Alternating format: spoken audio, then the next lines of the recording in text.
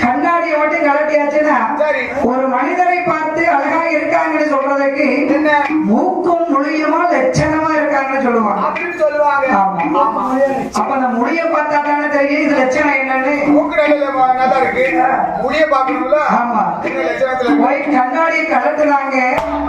சண்டாள பாவிக்கு கருவெளியே காணல, வெள்ள வெள்ளேன்னு இருக்கு.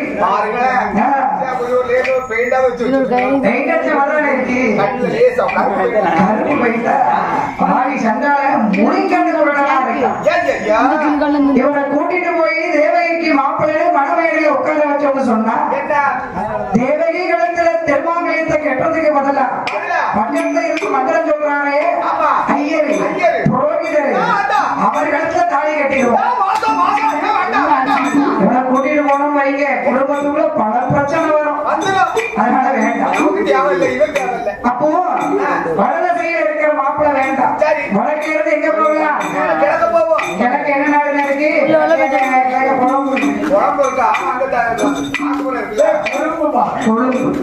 கொழும்புனா எது பக்கம் இருக்கு?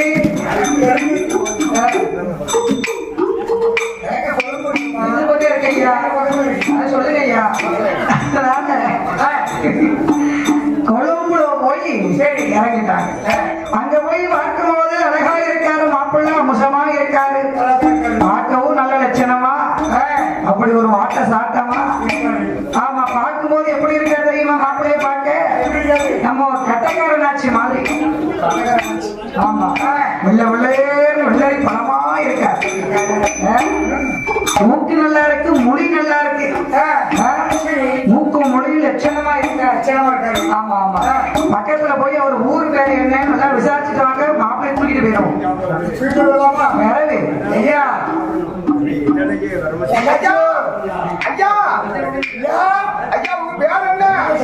முன்ன இருக்கிறதுக்கு கண்ணு தெரியல, இருக்கிறது வாய் பேச மாட்டேங்குது.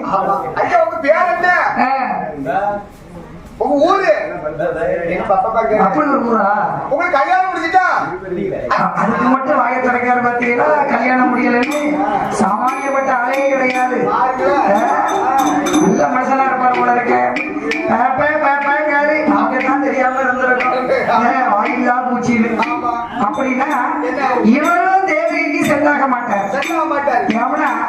இவருக்கு மைக்கு போயிடுச்சு, வாய் பேச மாட்டாங்க இல்லையா? அப்ப இந்த மாப்பிள்ளையும் வேண்டாம். நேரம் அங்கிருந்து எங்க வராங்க? தென் திசைக்கு போறாங்க. தென் திசையில என்ன இருக்கு?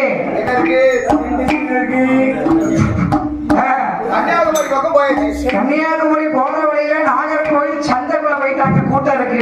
அப்படியா? சந்தைக்குள்ள போனாங்கன்னு சொன்னா என்ன சந்தை? மாட்டு சந்தையா? மாட்டு சந்தை.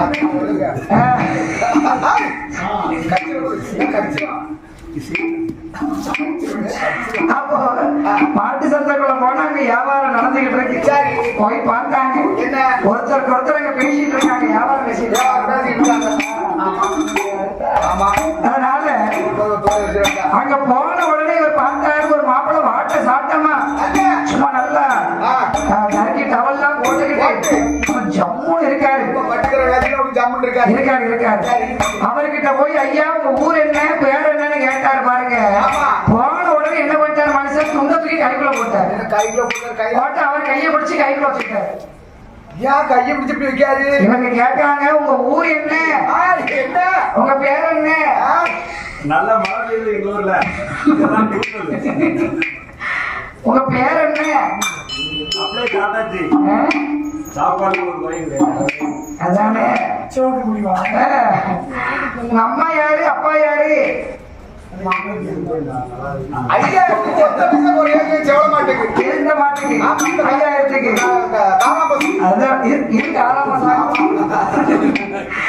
நல்லா காலாம் மாசம் கேட்டுக்கோங்க. இது காலாம் மாசம் வந்த பாரு கம்பத்துக்கு தூரம் எரிஞ்சிட்டாங்க. அப்ப பார்த்தாங்க. அப்ப இந்த மாப்பிள்ளைக்கு நம்ம பேசுறதுக்கு எதிர்மறையா பேசுறாருன்னு சொன்னா இவருக்கு 2 ஸ்பீக்கரும் அவுட் ஆகிட்டு செவிட்டு முடியும். அப்படிவாங்க. அப்படி சொல்லக்கூடாதுங்க. கோவம் வரும்ல, ஸ்பீக்கர் அவுட் அப்படின்னு சொல்லணும். ஆமா.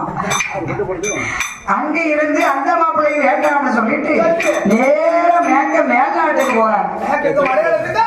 மலையாளத்துக்கு போயிட்டாங்க. மலையாளத்து மாப்பிள்ளையை கேட்கவா செய்யணும்? சும்மா அழகா அம்சமா வாட்ட சாட்டமா கலரா இருக்காரு. ஆனா மந்திரிமார்களுக்கு ஒண்ணுமே புரியல. குழப்பத்துல குழம்பி போய் நிக்காங்க. கையில தானே நம்ம எல்லாம் மிதியடி காலில் தானே போடுவோம். அந்த மாப்பிள்ளை 2 கையிலையும் போட்டிருக்காரு. போட்டாங்க. அது மட்டும் இல்லைன்னு நாம எல்லாம் பலகையில இருந்தா இப்படித்தானே இருப்போம். பலகை 4 பக்கத்துலயும் வீல் வச்சிருக்க சக்கரம் சக்கரம் அதானே நடந்து போறதுக்கு அவரால் முடியல. காரணம் என்ன? முட்டுக்காலுக்கு கீழே 2 காலும் பக்கவாச விழுந்துருக்கு. அதனால இந்த மாப்பிளையும் அரசன் தங்கைக்கு ஏற்றவராக இருக்க மாட்டார் என்ற 4 மந்திரிமார்கள் என்ன செய்கிறார் தெரியுமா? ஐயா 4 நல்ல மந்திரி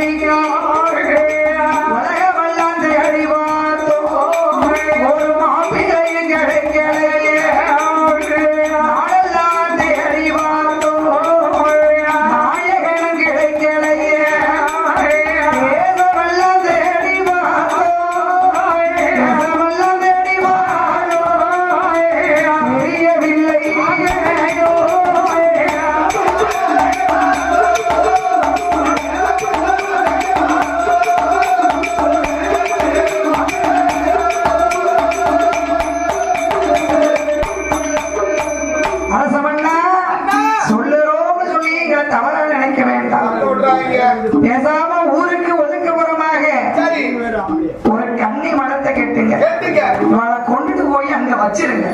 எல்லாரும் இருக்க கூடாது.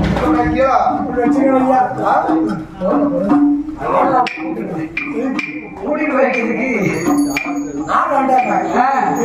அப்படியே கன்னி மடத்துல கொண்டு போய் வைங்க.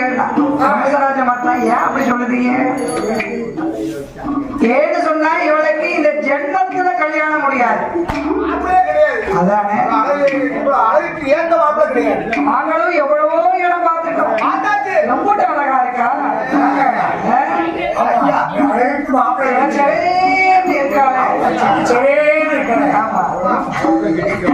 அப்படின்னு சொன்னதும் பார்த்தா இந்த கமிஷராஜ மாட்டேன் மந்திரிமார்கள் இவ்வளவு நாள் அலைஞ்சு வந்திருக்காங்க இல்லையா, அவங்களுக்குரிய சன்மானத்தை கொடுத்து 10 நாள் உங்களுக்கு அரசாங்க விடுமுறை தூங்கலாம் போட்டோம் அப்படின்னு சொல்லி அவர்களை அனுப்பி வைத்தார். ஆனாலும் உடன் பிறந்த தங்கை ஆச்சு. இவளுடைய வயது இப்ப என்ன? 5 வயது தான் ஆகுது. இருக்கட்டும் இருக்கட்டும். காலங்கள் போகும்போது கடவுளுடைய அருளால இது எல்லாம் எப்படி வேணாலும் மாறலாம். ஆண்டவன் பகவான் நினைச்சான்னு வைங்க, நம்ம விதியை நொடி பொழுது மாத்தி கொடுத்துருவார். ஆகையினால இந்த கமிஷன் முடிராஜ மண்ணே அருமை தங்கையாகப்பட்ட இந்த தேவகியை இன்னும் என்னென்ன செய்கிறார்? ஏழரைக்கும் கீழரையோ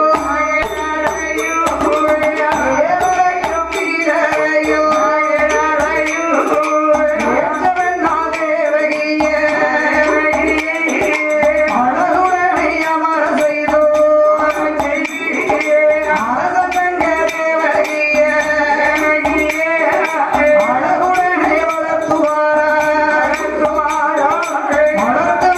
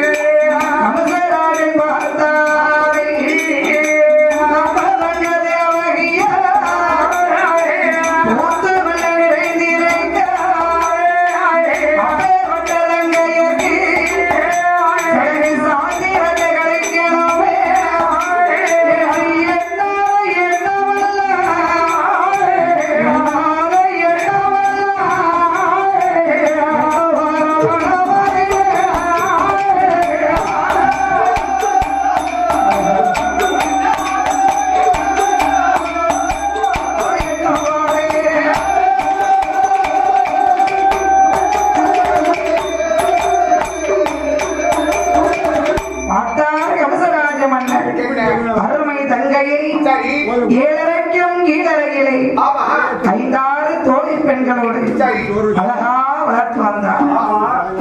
அவளை வளர்ந்து வருகின்ற நாளையில் 16 வயது பருவ மங்கையாக இருக்கிறார். பூத்து நிறைந்து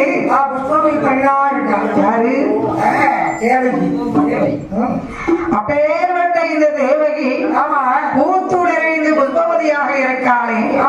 அப்பொழுது யார் பார்த்தார்? கமசராஜ மன்னன் பார்த்தார். நம்ம தங்க தேவகி பூத்து நிறைந்திருக்கிறார். அவளுக்கு சடங்கு சாஸ்திர சம்பிரதாயங்களை எல்லாம் செய்து முடிக்க வேண்டும். தலைக்கு தண்ணீர் கொண்டு வந்து விட வேண்டும். எப்படி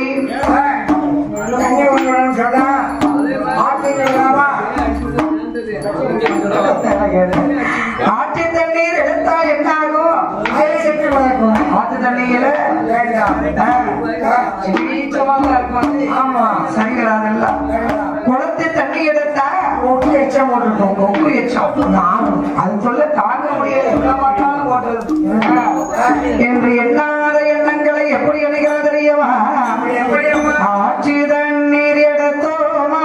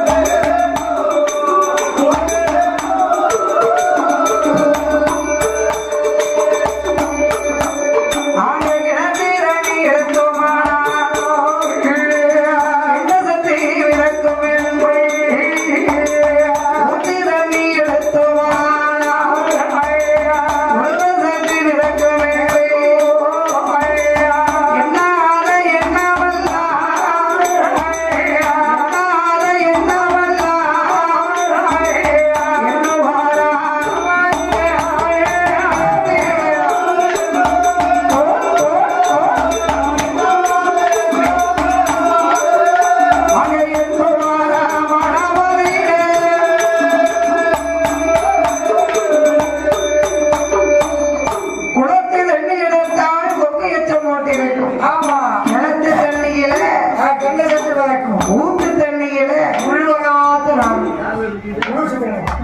ஊழவாட செத்துக்கிட்ட ஊழவாட வரும். ஆகையினால உடனே பார்த்தா ஆணுடைகளை தண்ணீர் எடுத்தால் அழிந்து போவா நம்ம தங்கைய. வளக்கூடிய பிள்ளை இல்லையா? பெண்ணடைகளை தண்ணீர் எடுத்து பெருமையோடு தண்ணீர் விட்டார்கள். சடங்கு சாஸ்திர சம்பிரதாயங்களை எல்லாம் சிறப்பாக நடத்தி முடித்தார்கள். அப்படி நடத்தி முடித்த நாளையில் தேவகியாளுடைய அழகுனா அழகு பேரழகோடு இருக்கிறார். அவளுடைய அழகை சொல்வதற்கு 1000 நாம படைத்த ஆதிசேஷனாலும் சொல்ல முடியாது. அப்பேற்பட்ட தேவகி அவளோ அழகத்திலே சிறந்தவள், அம்சத்திலே உயர்ந்தவள், அருகிலிய தேவகியா அருகுருமா பட்டணத்தின் அமசந்தங்க தேவகியா நடைமுடிகள் பொறிய நடைமுடிய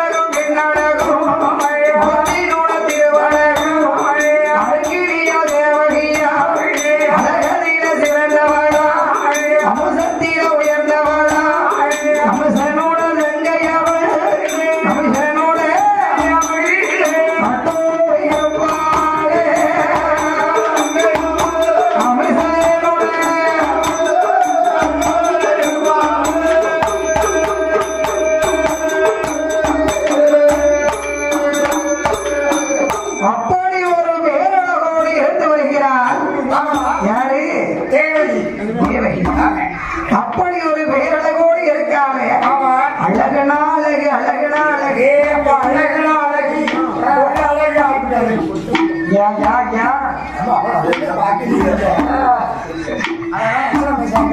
என்ன அப்படி இருக்கும் போது பார்த்தா கம்சராஜ மன்னன் மந்திரி அழைத்தார். போய் மந்திரி, என் தங்கைக்கு ஏற்ற மாப்பிளை தேடி மந்திரிமார்கள் 4 பேர்கள் 56 தேசமும் பார்த்தார்கள். மாப்பிள்ளையே இல்லைன்னு சொல்லிட்டாங்க. ஆமா, இப்பொழுது அவ பூத்து நிறைந்திருக்கிறார். இந்த நேரத்திலேயாவது என்ன பண்ணலாம்? எங்கக்கூடிய ஜோசியர் ஆமா, ஆயிரத்தக்கூடிய ஜோசியர் எல்லாத்தையும் கூப்பிடணுமோ? ஏன் ஒரு ஜோசியத்தை கேட்டா அப்ப இருக்கக்கூடிய ஜோசியர் எல்லாம் எப்படி போய் கூப்பிடுற? வீடு வீடா போய் கூப்பிட முடியுமா? பறை ஓசை, அதானே பறை ஓசைக்காரரை வரவழைக்க வேண்டும், பறை ஓசை அடிக்க வேண்டும். எப்படி தெரியுமா? எப்படி? அதாவது ஜோதிடம் தெரிந்தவர்கள், சாஸ்திரங்கள் அறிந்தவர்கள், யாராக இருந்தாலும் சரிதான், வாலிபராக இருந்தாலும் வயோதிகராக இருந்தாலும் யாராக இருந்தாலும் உடனடியாக கமிஷனுடைய மாளிகைக்கு வர வேண்டும். வர தவறினால் அப்படின்னு சொல்லி பறை ஓசை அடிக்கணும். எங்க போய் அடிச்சுட்டு வந்து பார்க்கலாம். அதாவது நாட்டு மக்களுக்கு அறிவது என்னவென்றால், கமிஷனோட தங்கைக்கு ஜோதிடம் தெரிந்தவர்கள் யாராக இருந்தாலும் கமிஷனுடைய அரண்மனைக்கு கண்டிப்பாக வர வேண்டும். இது கமிஷனுடைய உத்தரவு. அப்படின்னு பறையோசை அடித்தார்கள். ஆமா, பறையோசை அடித்ததோடு இல்லாமல் கமிஷராஜனுடைய மாளிகையில இருக்கக்கூடிய ஜோசியர்கள் மொத்தம் எத்தனை பேரு? 1000 பேர். 1000 சேர போட்டு வச்சாச்சு. 1000 பேர் வந்து உட்காரணும். ஆனா 999 ஜோதிடர்கள் வந்தார்கள். வந்தவர்கள் பார்த்தா கமிஷராஜ இன்னும் ஒரு சேரு மட்டும் காலியா இருக்கு. சரி, அதை அப்புறம் பார்க்கலாம். வந்தவர்களுக்கு முதல்ல வேலையை கொடுப்போம். என்ன வேலை? என் தங்கைக்கு ஏற்ற மாப்பிள்ளை வருவாரா வரமாட்டாரா என்று நீங்கள் ஜாதகம் பார்த்து கணித்து சொல்ல வேண்டும். பார்த்தார்கள் 999 ஜோதிடர்கள். என்ன பேசுகிறார்கள்? அதாவது 4 மந்திரிமார்களும் 56 தேசம் போய் பார்த்தார்கள், மாப்பிள்ளை கிடைக்கல. இப்பொழுது மாப்பிள்ளை வருவார் நாம சொல்லி வரலைன்னு சொன்னா ஜோதிடம் சொன்ன நாம யாரையும் கம்சராஜன் உயிரோடு விட மாட்டார். நமக்கு ஏன் வம்பு? இந்த ஜென்மத்துல உங்க தங்கைக்கு கல்யாணமே ஆகாது. ஊருக்கு ஒதுக்கப்புறமா ஒரு குமரி மடத்தை கெட்டுங்க, கொண்டு போய் அங்க உட்கார அப்படின்னு சொன்ன உடனே பார்த்தார் இந்த கம்சராஜ மன்னன். அவர்களுக்குரிய வெகுமதிகளை எல்லாம் கொடுத்து அனுப்பிவிட்டு மந்திரியை பார்த்தார். மந்திரி, ஒரே ஒரு ஜோசிய வல்லையே, அவர் யாரையா? கணக்கெடுத்து பார்க்கும்போது சுப்புக்குட்டி ஜோதிடர். ஏன் வரவில்லை? என்ன வேலை? அவர் வீட்டம்மாக்கு அவருக்கு 60 கல் கல்யாணம். அவர் வீட்டம்மாவுக்கு? வீட்டம்மா யாரையா?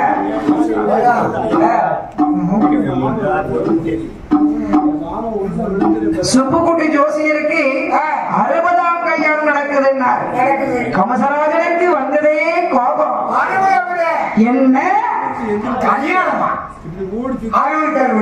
20க்கு மாலையிட்டு கொடுக்கவே நம்ம ஆப்பைய தேடிக்கிட்டு இருக்கேன். உனக்கு ஒரு கல்யாணம் இருக்கேடா?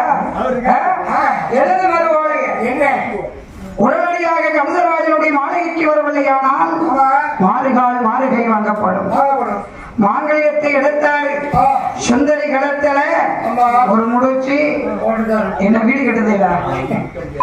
ஒரு முடிச்சு போட்டுட்டாரு. 2வது முடிச்சு போட்டாச்சு. நல்லா முடிச்சு போடணும். ஓட வந்து மலையில வந்து விழுந்துருச்சு. எடுத்து வளைத்து பார்த்து கண் கலங்குகிறார். மன்னா, சாமி ஏன் அழுகிறீங்க? கமிஷனுடைய அரண்மனை வந்திருக்கு. ஓலை என்ன? ஓலை தங்கைக்கு சோதிடம் பார்த்து சொல்லணுமா? சரி, அந்த 60 டைம் நம்ம கல்யாணம், அந்த 20க்கு மாப்பிள்ளை சொல்லலாம். சரிதான். சொன்ன அந்த 1/2 மணிக்குள்ள போகணும்னு சொன்னா கம்சன் பெட்ரோல் சொல்றதா ஆக்கிடுவான். அதனால அதே சுந்தரி கல்யாண பவுசுல கமிஷன் அடிச்ச பறையோசைய மறந்துட்டேன்டி. நீ வீட்டுல இருடி, போயிட்டு நான் 8 நாளைக்குள்ள திரும்பி வந்துடுவேன். அவன் வரலைன்னு சொன்னா என்னங்க பண்ணணும்? சரி, போட்டுறேன். சீக்கிரமா போயிட்டு சீக்கிரமா வாங்க அப்படின்னு சொன்னதுக்கு அப்புறமாக அந்த சொப்பு குட்டி ஜோதிடர் எப்படி வருகிறார் தெரியுமா? ஓட்டமும் பெருநடையும் ஓட்டமும் பெருநடையும் ஓடி வாழும் சொப்பு குட்டி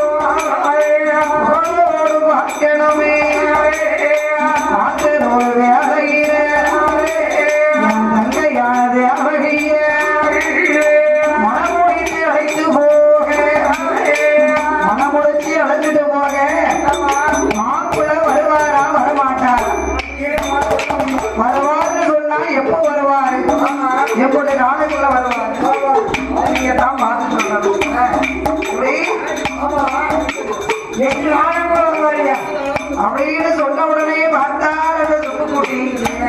அந்த வார்த்தைகளை எல்லாம் காதால கேட்டு ஐயாவை அரசமன்னா அடியனோட வார்த்தை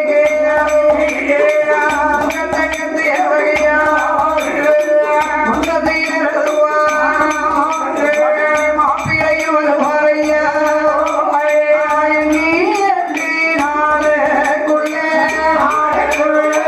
நாளைக்குள்ளே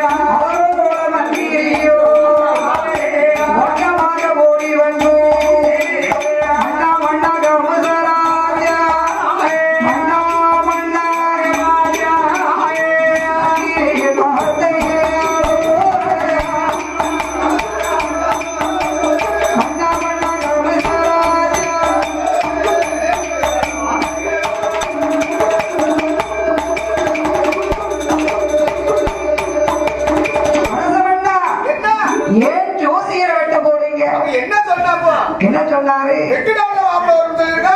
ஆமா, எல்லாம் வந்த சோசியம் ஊத்த நட்சத்திரம் புகழான நட்சத்திரமா, சரி ஆளான நட்சத்திரம் அருமையான நட்சத்திரமா. நட்சத்திரமா அதனால மாப்பிள்ளை 8 நாள்ல வருவாரு சொன்னதுல என்ன தப்பு இருக்கு? 1099 சோசியம் மாப்பிள்ளையே கிடையாதுன்னு சொல்லிட்டு போயிருக்கா.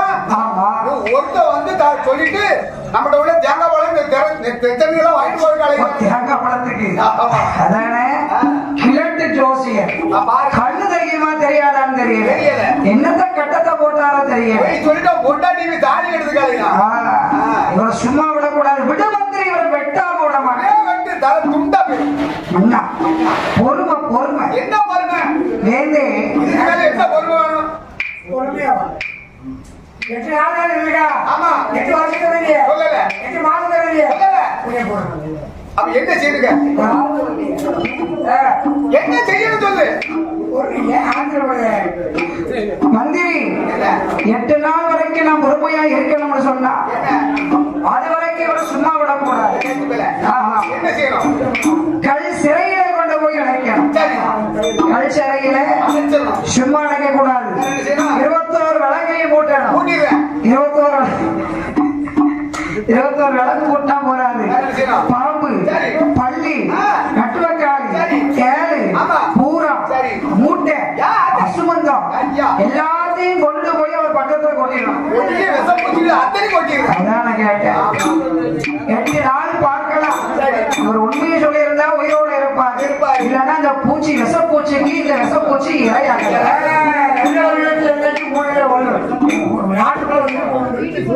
இருந்துட்டு போட்டோம்.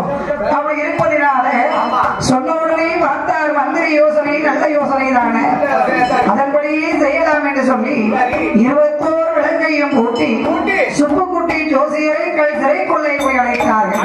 கல் சிறைக்குள்ளே அழைத்த வேளையில் அந்த கட்டழக சுப்புக்குட்டி கடவுளைய மனதில்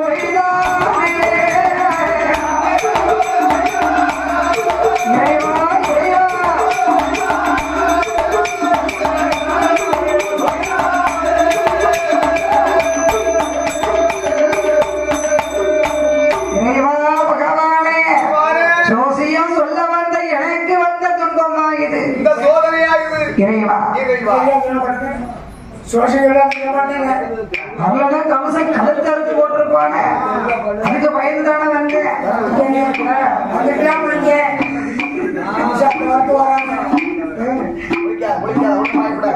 என் ஜோசியம் பொய்யானா இறைவா சூரிய கிரகணம் பொய்யாக போக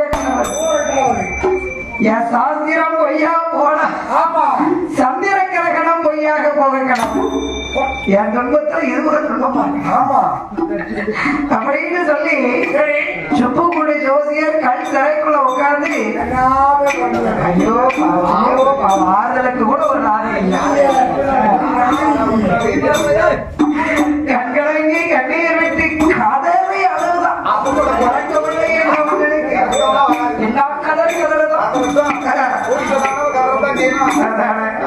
அப்படி இருக்கும் வேளையிலே கதை என்னென்ன நடக்கு அங்கே வடக்கே நல்லோ வடநாடு வடக்கே வடநாடு அரணாடு நன்னறியே சூராதேசோ சூராதேசோ யாரெல்லாம்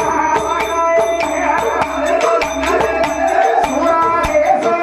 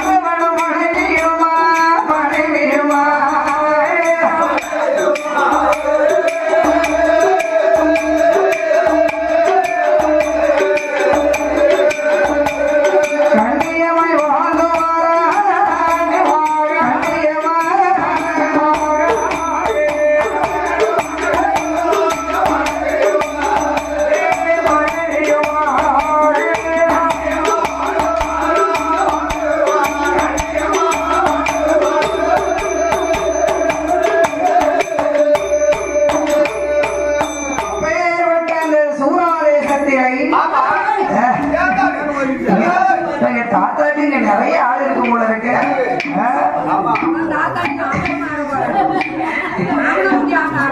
எங்க தாத்தாக்கு நான் சல்லடக்குள்ள எடுத்து வந்து கொடுத்துருவேன்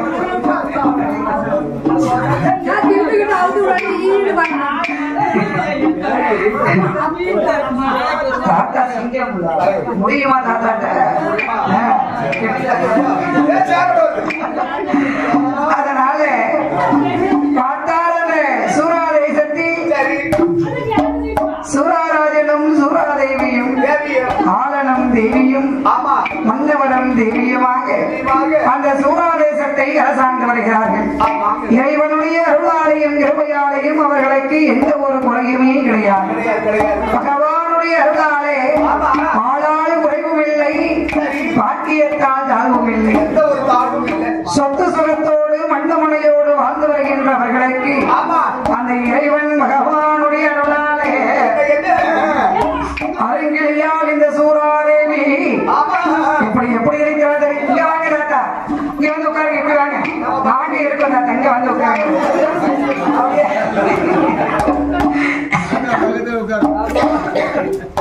அப்படி இருப்பதினால உடனே பார்த்தால் அந்த மங்கையாகப்பட்ட இந்த சூராதேவி எப்படி எப்படி இருக்கிறது தெரியுமா?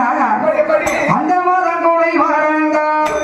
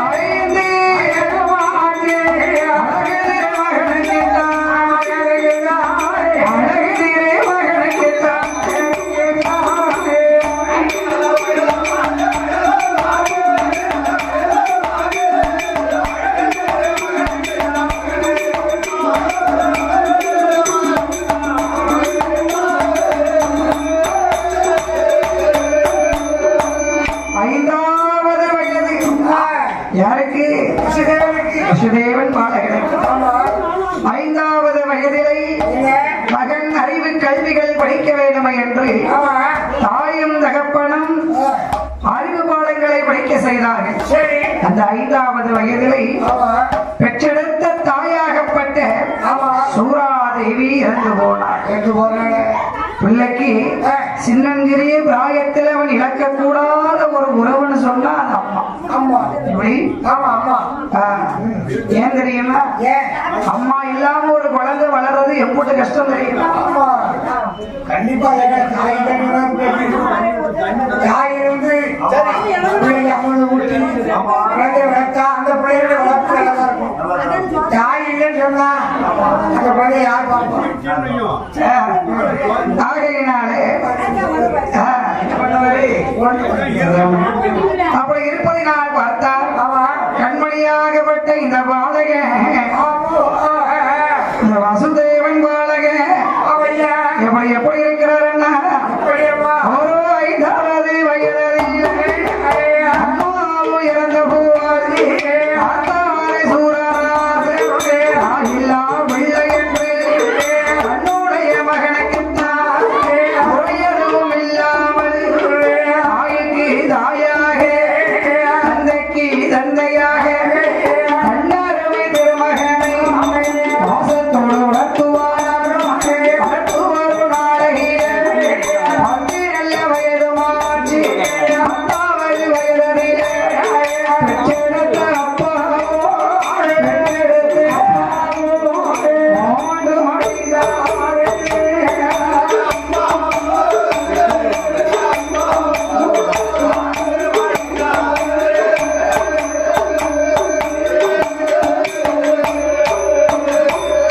அப்போ அத்தாரே வாசுதேவன் தாயமில்லை தகப்பனில்லை அத்தாக்கு யாவரில்லை அம்மா இல்லை அம்மா இல்லை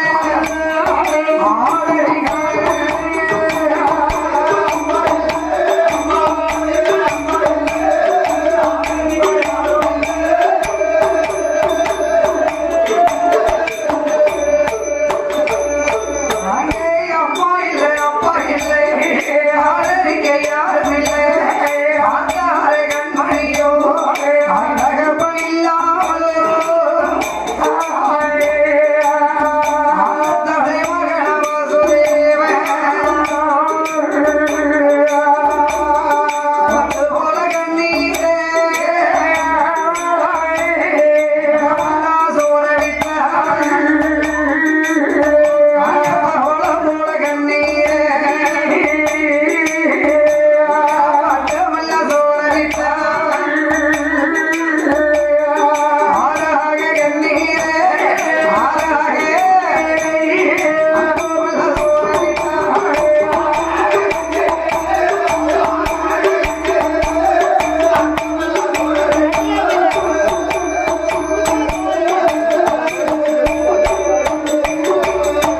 அம்மாவும் இல்லை அப்பாவும் இல்லை தாயும் இல்லை தகப்பனும் இல்லை. இல்ல அப்ப என்ன பண்ணுவான் குழந்தை? என்ன செய்வான்?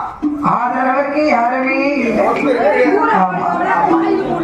கால் போன போக்கா ஆமா பாலகன் அப்படியே அந்த வீதிகளை நடந்து கொண்டிருக்கிறார். ஆமா நடந்து வருகின்ற வேளையில் அந்த தெரு முனையில ஒரு பாட்டி இருக்கிறார். அந்த பாட்டி என்ன பண்ணிக்கிட்டு இருக்கா?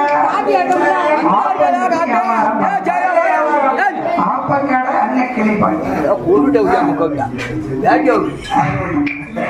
அப்படி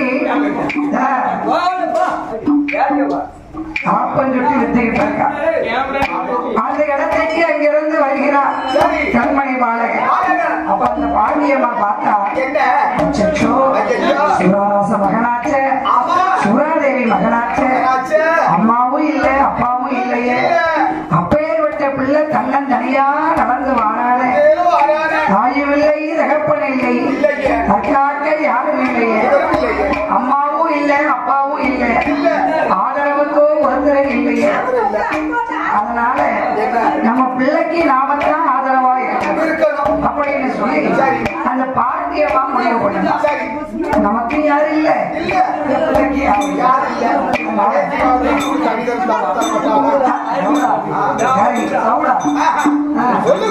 ஆமா கவையை துணி ஒரு மடக்க சொல்லி கொடுக்கணும் தந்தா உள்ள தாத்தா புதுசா புதுசாவா தாத்தா ரைனல் கொடுக்க ஒரு முறை இல்லை